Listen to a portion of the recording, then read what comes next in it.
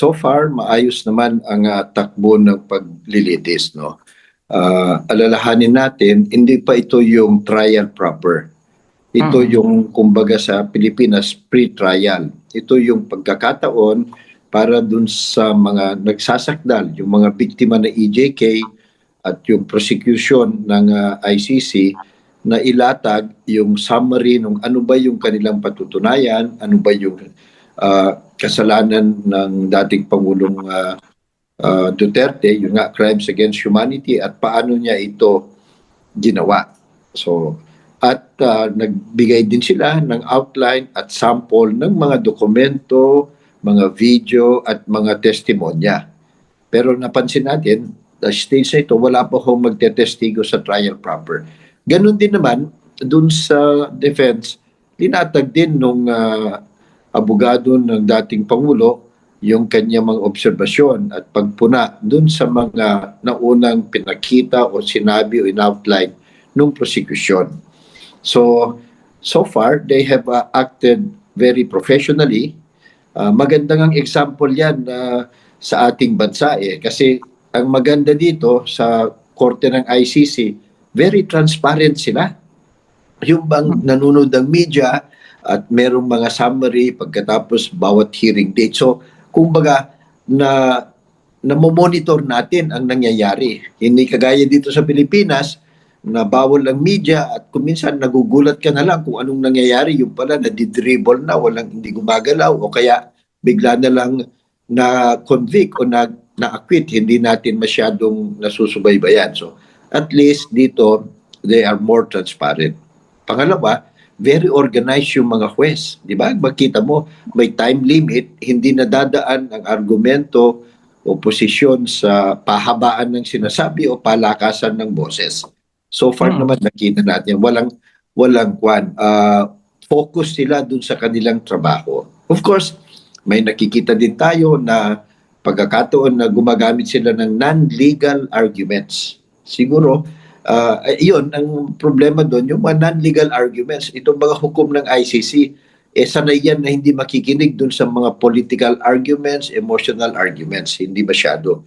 Titignan talaga nila yung batas, yung kanilang rules, at ano ba nangyari. So, very organized. Sana, medyo ganito sana dito sa ating bansa, di ba? Napakagandang tignan Now, alalahanin din natin at dapat alam ng taong bayan na ang antas o level ng ng ebidensya substantial evidence lamang.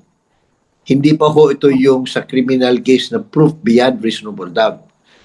Dahil hindi pa naman to yung trial proper Kumbaga, is there substantial evidence to show na a crime has been committed and that itong akusado malamang siya may kinalaman o may kagawan dito.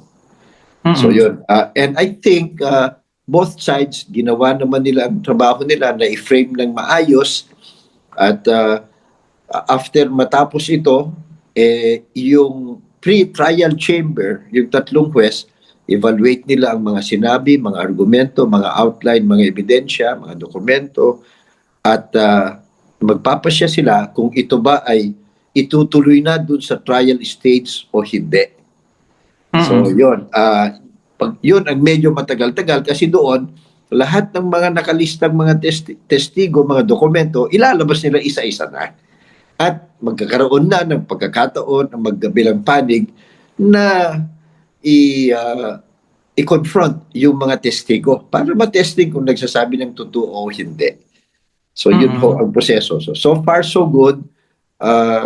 Congratulations sa lahat ng mga abogado sa hukom at sana naman yung magkabilang panig, ang panig ng nagsakdal, yung mga daan-daang pamilya ng mga natokhang at saka yung nasasakdal yung dating presidente, sana naman nakikita nila, kasama ng supporter nila na umuusad naman in a reasonable pace yung kaso at nakita naman na napapagbigyan ang magkabilang panig ng fair chance to speak their side. Yun ang maganda. Yung bang hindi natitinag, of course, style ng Pilipinas, meron pa rin nagrarally sa labas, di ba?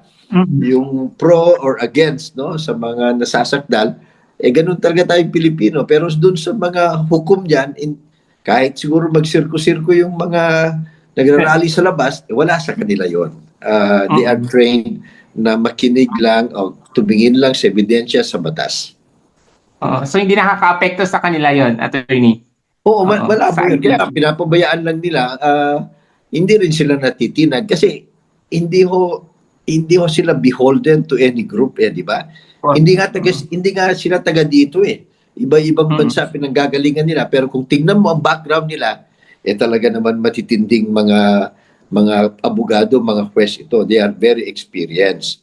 So makakaasa ang both sides na malalaman ang katotohanan at malalaman in a fair way kung may sala ba o wala. At sana ay matatanggap ng lahat yan.